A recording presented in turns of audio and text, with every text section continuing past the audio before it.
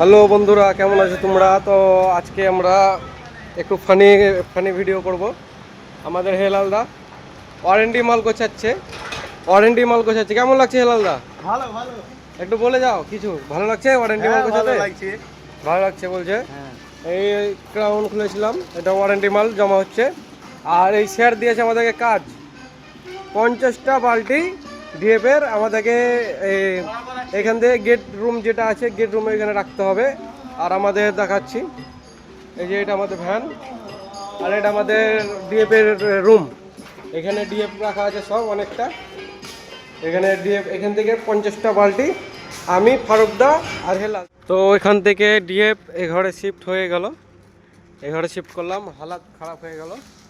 তো এইদিকে ডিএফ এদিকে, আর এদিকে শিফট হলো পালদার রুমে।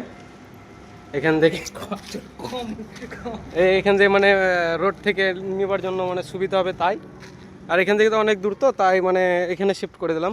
এখন 50টা হলো, আর পরে শেষ হবে, তারপরে আবার হবে। কিন্তু কষ্ট খুব হলো, অনেক কষ্ট, ঘেমে গেলাম। ফারুকদা ঘামেনি কেন? ফারুকদা গাড়ি চালাচ্ছিল, অত খাটেনি। আমি খেটেছি বেশি, দেখতে পাচ্ছ তো। আমাদের শোরুম দেখো কত সুন্দর।